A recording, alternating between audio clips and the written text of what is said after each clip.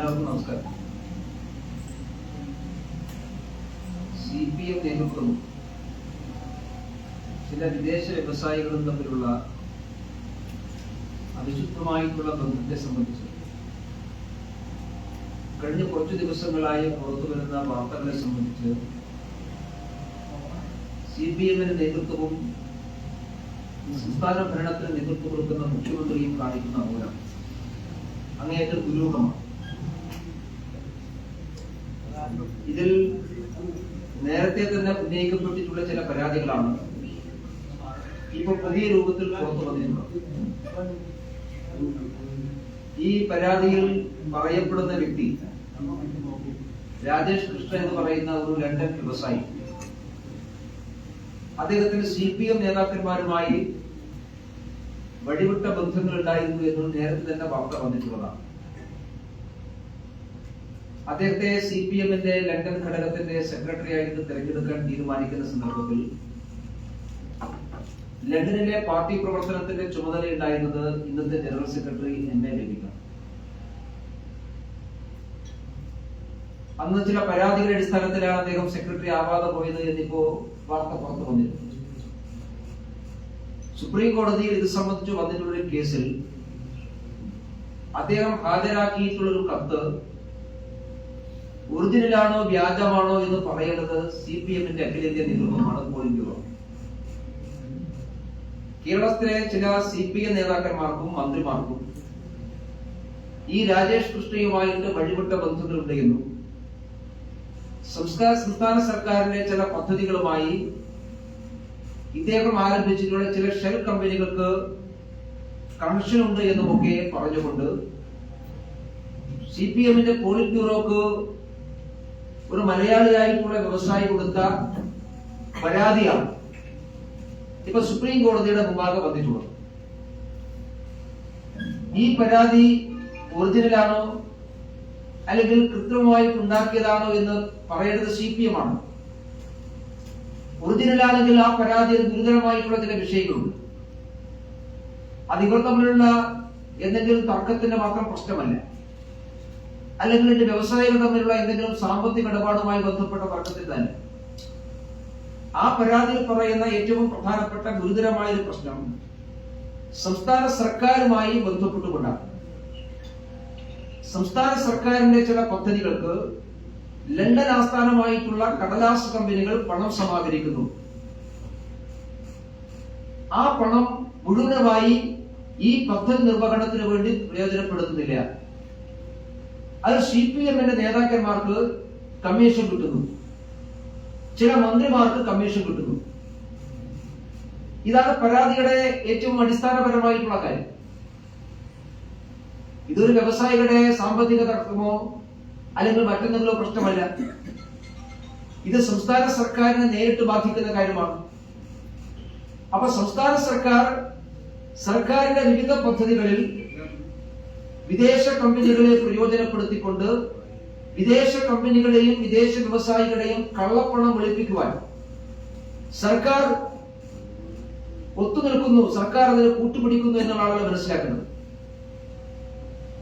ഉദാഹരണമായിട്ട് M.V. ഗോവിന്ദൻ കേരളത്തിലെ തദ്ദേശ ഭരണ സ്ഥാപനത്തിന്റെ മന്ത്രിയായിരിക്കുന്ന സമയത്ത് ആരംഭിച്ചിട്ടുള്ള ശുചിത്വ നഗരം പദ്ധതി. ആ പദ്ധതിയുമായി ബന്ധപ്പെട്ടുകൊണ്ടാണ് രാജേഷ് കൃഷ്ണ എന്ന് പറയുന്ന ഇദ്ദേഹത്തിന്റെ ലണ്ടൻ ആസ്ഥാനമായിട്ടുള്ള കമ്പനി പണം സമാഹരിക്കുന്ന ഒരു കാര്യം.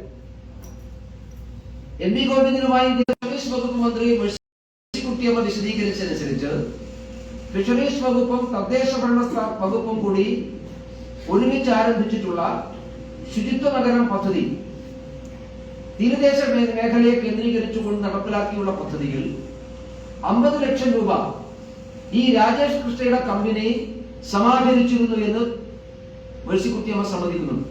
അത് കൊല്ലം നഗരവുമായി ബന്ധപ്പെട്ടുള്ളതാണ്.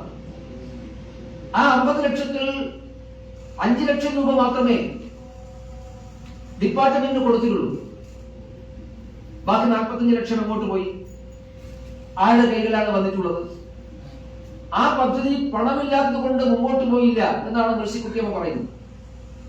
പണമില്ലാത്തതുകൊണ്ട് ആ പദ്ധതി മുമ്പോട്ട് പോയിട്ടുണ്ടെങ്കിൽ രാജേഷ് കൃഷ്ണ സമാഹരിച്ച 50 ലക്ഷത്തിൽ 45 ലക്ഷം എവിടെ? ആ 45 ലക്ഷം അന്നത്തെ തദ്ദേശഭരണ വകുപ്പ് മന്ത്രിക്കാണോ കിട്ടിയത്? തനിക്കോ തന്നെ ഡിപ്പാർട്ട്മെന്റോ ഒന്നും കിട്ടിയിട്ടില്ല എന്ന് മേഴ്സിക്കുട്ടിയമ്മ പറയുന്നുണ്ട്. അങ്ങനെയാണെങ്കിൽ കിട്ടിയത് ഗോവിന്ദൻ മാഷ്ക്കും അദ്ദേഹത്തിന്റെ വകുപ്പിനുമാണല്ലോ. ഗോവിന്ദൻ മാഷ് തുടർന്ന് പിന്നീട് അധികാരത്തിൽ വന്ന എം വി രാജേഷിന്റെ കാലത്തും സമാനമായിട്ടുള്ള പദ്ധതികൾ തദ്ദേശഭരണ വകുപ്പ് ആരംഭിച്ചിട്ടുണ്ട്. അതും ഈ വ്യക്തിയുമായി ബന്ധപ്പെട്ടുകൊണ്ട് തന്നെയാണ്. അതുകൊണ്ടാണ് ഞങ്ങൾ സൂചിപ്പിക്കുന്നത്, ഈ വിദേശ വ്യവസായികൾ ചില ഷെൽ കമ്പനികൾ ഉണ്ടാക്കുക, ആ കമ്പനികളുമായി സാമ്പത്തിക ഉടമ്പടി പത്രം സംസ്ഥാന സർക്കാർ ഉണ്ടാക്കുക, അതിന്റെ പേരിൽ വ്യാപകമായി പണപ്പിരിവ് നടത്തുക. ആ പിരിക്കുന്ന പണം ഈ പദ്ധതിയുടെ നിർവഹണത്തിന് വേണ്ടി പ്രയോജനപ്പെടുന്നില്ല. ആ പണം മുഴുവൻ തന്നെ CPM നേതാക്കന്മാർക്ക് പാർട്ടി ഫണ്ടായിട്ടും CPM നേതാക്കന്മാരുടെ വ്യക്തിപരമായ താല്പര്യത്തിനു വേണ്ടി ലഭിക്കുകയാണ്. അതുകൊണ്ടാണ് ഞാൻ ആദ്യമേ പറഞ്ഞത്, ഇത് വിദേശ വ്യവസായികളുടെ കള്ളപ്പണം വെളുപ്പിക്കുവാൻ സംസ്ഥാന സർക്കാർ കൂട്ടുനിൽക്കുകയാണ്. സംസ്ഥാന സർക്കാരിന്റെ വിവിധ ഡിപ്പാർട്ട്മെന്റുകൾ അതിനുള്ള ഇടനിലക്കാരായി പ്രവർത്തിക്കുകയാണ്. അതിലൂടെ ഉണ്ടാകുന്ന കോടികൾ CPM-ന് കിട്ടുകയാണ്. അപ്പൊ CPM-ഉം ഈ ആളുകളും തമ്മിലുള്ള വഴിവിട്ട ബന്ധത്തെ കുറിച്ച് അന്വേഷണം ഉണ്ടാവേണ്ടതാണ്, അന്വേഷിക്കണം. സംസ്ഥാന സർക്കാരിന്റെ ഒന്നിലേറെ വകുപ്പുകളുമായി ബന്ധപ്പെട്ടുകൊണ്ട് ഗുരുതരമായിട്ടുള്ള പരാതി ഉയർന്നു വന്നിട്ടും എന്തുകൊണ്ടാണ് മുഖ്യമന്ത്രി മൗനം അവലംബിക്കുന്നത്? മുഖ്യമന്ത്രിയുടെ മുതിർന്ന പോളിറ്റ് ബ്യൂറോ മെമ്പർ കൂടിയാണല്ലോ CPM-ന്റെ. അപ്പൊ പാർട്ടിക്കെതിരായിട്ട് വന്ന ആരോപണത്തെ കുറിച്ചും സർക്കാരിനെതിരായിട്ട് വന്ന ആരോപണത്തെ കുറിച്ചും പരാതി പറയാൻ ഒരേപോലെ ബാധ്യതപ്പെട്ട വ്യക്തിയാണ് മുഖ്യമന്ത്രി. എന്നിട്ടും എന്തുകൊണ്ടാണ് 2 ദിവസം ഇതുമായി ബന്ധപ്പെട്ട വാർത്തകളെല്ലാം പുറത്തു വന്നിട്ടും മുഖ്യമന്ത്രി മൗനം അവലംബിക്കുന്നത്? അതുകൊണ്ട് ഇതെല്ലാം സമഗ്രമായിട്ടുള്ള അന്വേഷണത്തിന് വിധേയമാക്കണം എന്ന് BJP ആവശ്യപ്പെടുകയാണ്. കേരളത്തിലെ CPM നേതാക്കന്മാരുടെ അടിക്കടിയുള്ള ലണ്ടൻ യാത്രയുടെ വിശദാംശങ്ങൾ വെളിപ്പെടുത്തേണ്ടതായിട്ടുണ്ട്. എന്താണ് ഇവർക്കെല്ലാവർക്കും ലണ്ടനിലോട് ഇത്ര താല്പര്യം? പല മന്ത്രിമാരും പല കാര്യങ്ങളും പഠിക്കാൻ വേണ്ടി ലണ്ടനിലേക്ക് പോവുകയാണ്. ഇത്രമാത്രം പഠിക്കാൻ എന്ത് വിവരമാണ് ലണ്ടനിലുള്ളത്? അതുകൊണ്ട് ഈ പറയുന്ന വ്യവസായിക്കെതിരായിട്ട് കേസിന് പോകാൻ CPM തയ്യാറാക്കണം. ഇന്നിപ്പോ പരാതിപ്പെട്ട നമ്മുടെ കേരളത്തിലെ മാഹിക്കാരനായിട്ടുള്ള വ്യവസായി ഉണ്ടല്ലോ, അദ്ദേഹത്തിനായിട്ട് മാനനഷ്ടത്തിന് കേസ് കൊടുക്കുമെന്നൊക്കെയാണ് CPM നേതൃത്വം പറഞ്ഞത്. വ്യക്തിക്കെതിരായി നിയമ നടപടി സ്വീകരിക്കാത്തത്. അപ്പൊ അതിലൂടെ നമ്മൾ എന്താ മനസ്സിലാക്കേണ്ടത്? ഇത് ഒറിജിനൽ പരാതിയാണെന്നല്ലേ. അതുകൊണ്ട് ഈ കാര്യത്തിലുള്ള ഒളിച്ചുകളി അവസാനിപ്പിക്കണം. ഇങ്ങനെ മിണ്ടാതിരുന്നിട്ട് കാര്യമൊന്നുമില്ല. CPM നേതാക്കന്മാരും മുഖ്യമന്ത്രിയും വാ തുറക്കണം. വാ തുറന്ന് ഇതിലെ നിജസ്ഥിതി എന്താണെന്ന് പറയണം. കേരളത്തിലെ ജനങ്ങൾക്ക് അത് അറിയാൻ ആഗ്രഹമുണ്ട്, അവർക്ക് അവകാശമുണ്ട്. സംസ്ഥാന സർക്കാരിന്റെ വിവിധ പദ്ധതികളുടെ വിദേശ പങ്കാളിത്തത്തെ കുറിച്ച് കിഫ്ബി ബോർഡ് ഉൾപ്പെടെയുള്ള എല്ലാ കാര്യങ്ങളെ കുറിച്ചും നേരത്തെ ഉയർന്നു വന്നിട്ടുള്ള പല പരാതികളും അത് സാധൂകരിക്കപ്പെടുന്ന തെളിവുകളാണ് പുറത്തു വരുന്നത്. അതുകൊണ്ട് ഈ രാജ്യ സുരക്ഷയെ ബാധിക്കുന്ന ചില പ്രശ്നങ്ങളുണ്ട്, അപാര ഇടപാടൊക്കെ വന്നിട്ടുണ്ട്. അതുകൊണ്ട് ഓൾറെഡി ഇപ്പൊ തന്നെ DD അന്വേഷണം ഈ കാര്യത്തിൽ നടക്കുന്നുണ്ട്. കൂടുതൽ അന്വേഷണം വേണമെന്ന് BJP കേന്ദ്ര ഗവൺമെന്റിനോട് ആവശ്യപ്പെട്ടു.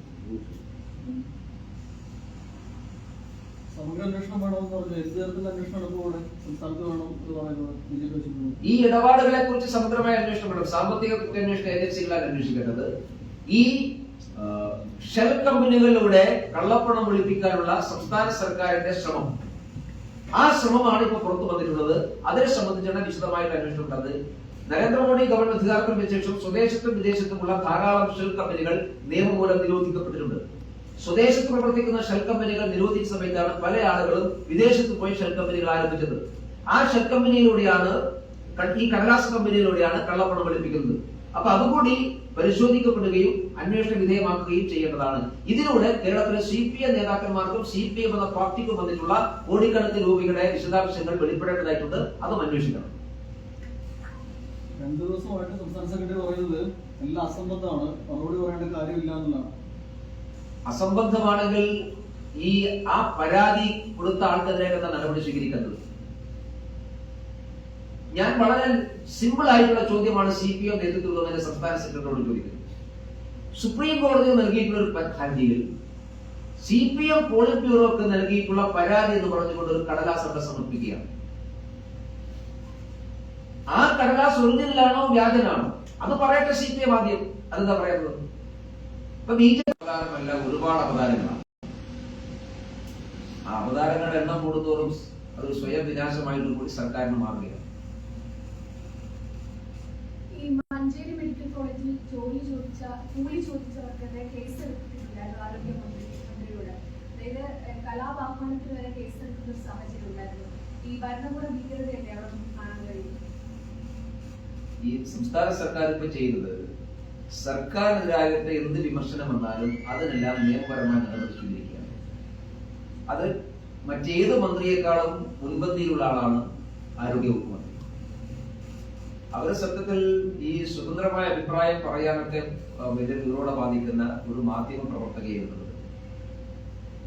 എന്നിട്ട് അവര് മന്ത്രിയായപ്പോ അവർക്കെതിരായിട്ട് ആരെന്ത് പറഞ്ഞാലും അത് കേസെടുക്കും. ഇപ്പോ നിങ്ങൾ സൂചിപ്പിച്ച മഞ്ചേരി മെഡിക്കൽ കോളേജിൽ പരസ്യമായിട്ടാണല്ലോ ചോദിച്ചത്. ഒരു ഫേസ്ബുക്ക് പോസ്റ്റ് ഇട്ടതിന്റെ പേരിൽ പത്തനംതിട്ടയിൽ ഞങ്ങളുടെ യുവമോർച്ച നേതാവിനെ ദിവസങ്ങളോട് ജയിലിൽ കിടത്തിയിട്ടുള്ള വ്യക്തിയാണ് ഈ ആരോഗ്യ. അപ്പൊ ആരോഗ്യമന്ത്രിക്കെതിരായിട്ട് ഫേസ്ബുക്ക് പോസ്റ്റ് ഇടാൻ പാടില്ല, ഒന്നും പറയാൻ വേണ്ടി പാടില്ല, ഒരു മന്ത്രിക്കെതിരായിട്ട് പറയാൻ പാടില്ല എന്ന നിലപാടാണ്. അപ്പൊ യഥാർത്ഥ ഫാസിസം എന്താണെന്ന് കേരളത്തിൽ CPM മന്ത്രിമാരിലൂടെയാണ് ബോധ്യമാകുന്നത്. എന്നിട്ട് ഇവർ മറ്റെല്ലാവരെയും കുറ്റപ്പെടുത്തുകയാണ്. ഇത്രമാത്രം അസഹിഷ്ണു നിറഞ്ഞൊരു കാലഘട്ടം സംസ്ഥാനത്തെ സംബന്ധിച്ചിടത്തോളം ഉണ്ടായിട്ടില്ല. മന്ത്രിമാരെ വിമർശിക്കാൻ പാടില്ല എന്ന തൃത്തൂരം എല്ലാവർക്കും കൊടുക്കുകയാണ്. അത് നിങ്ങൾ മാധ്യമപ്രവർത്തകർക്കുണ്ടല്ലോ.